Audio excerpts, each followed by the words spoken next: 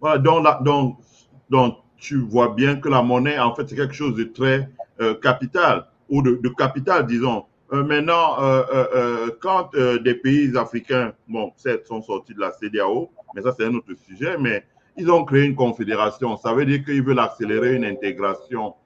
À partir du moment où ils veulent accélérer une intégration, pourquoi la question de la monnaie devient d'une importance capitale et pourquoi elle est au centre du développement économique quand, par exemple, trois pays d'un marché domestique de 100 millions de personnes disent qu'ils se mettent ensemble pour créer une confédération, donc accélérer l'intégration de leur économie. Pourquoi la monnaie devient une question importante?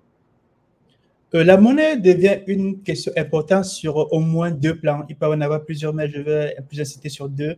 Sur le plan d'abord politique et sur le plan économique.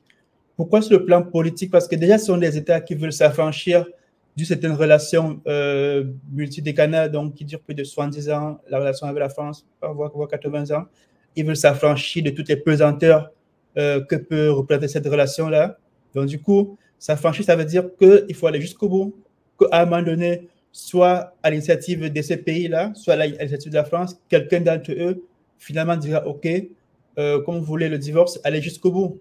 Donc, même s'ils ne veulent pas, c'est une éventualité qu'ils doivent prévoir et savoir comment faire face si d'aventure la France rompait sa convention monétaire avec ces pays-là, soit au niveau de la France, soit au niveau de l'UEMOA, qui peut dire OK, vous n'êtes plus dans nos canaux, donc on ne veut plus faire avec vous.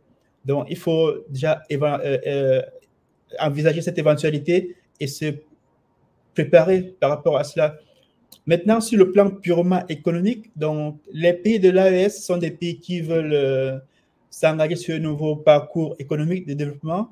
Donc, et pour ça, en fait, il faut se donner les moyens. Et la monnaie, c'est l'un des premiers instruments de la politique économique de chaque pays.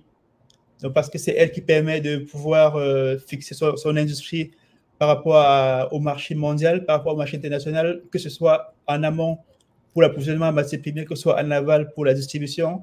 Il faut pouvoir vendre aux pays voisins, il faut pouvoir aussi acheter aux pays voisins. Donc, du coup, la monnaie devient un instrument central de la politique économique. Donc, pour ces cas, justement, de l'AES, il se trouve justement au carrefour, non seulement du franc CFA, mais à côté, il y a le CEDI, il y a le Naira, et plus au nord, on a le dinar et plusieurs autres monnaies qui sont tout autour des pays de l'AES. Côté Tchad, non, côté, oui, un peu plus nord, oui, on a d'autres monnaies. Donc, les pays de l'AES, dans cette situation, doivent justement envisager ces deux approches politiques et économiques s'ils veulent vraiment aller au bout des initiatives qu'ils ont prises, c'est-à-dire à savoir de s'affranchir de la France et de tout ce que ça représente comme système, mécanisme politique et économique de la France-Afrique. Donc, ils doivent sérieusement envisager cela, que ce soit pour leur initiative de rupture ou l'initiative de rupture est initiée par la